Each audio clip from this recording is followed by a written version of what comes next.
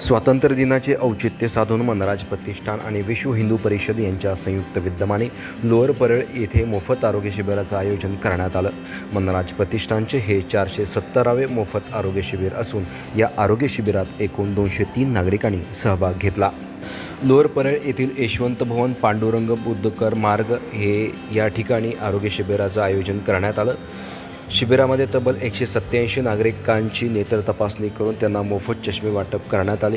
तसेच 30 जणांनी रक्तदान केलं, 37 जणांची शुगर व थायरॉईड तपासणी करण्यात आली, 42 जणांची BMI तपासणी तर 10 जणांची ECG करण्यात आली।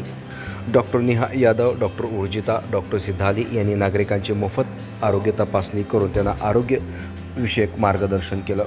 आरोग्य शिबिराच्या आयोजनासाठी अनिल देवटे, विद्या यादव, हरकेश पांडे, रुबीना शेख, सायना खान आणि उत्कर्ष तिवारी यांनी विशेष सहकार्य केले। तसेच राष्ट्रीय स्वयंसेवक संघाचे स्वयंसेवक भूषण कुलकर्णी, पृथ्वीराज शेट्टी यांनीही शिबिर यशस्वी करण्यासाठी महत्त्वाचं योगदान दिलं।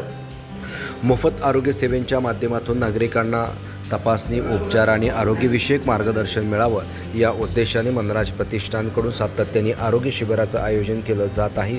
मनराज प्रतिष्ठानचे विश्वस्त मनोजराज नाथानी यांच्या या सामाजिक उपक्रमाचं यावेळी सर्वांनी कौतुक केलं आहे।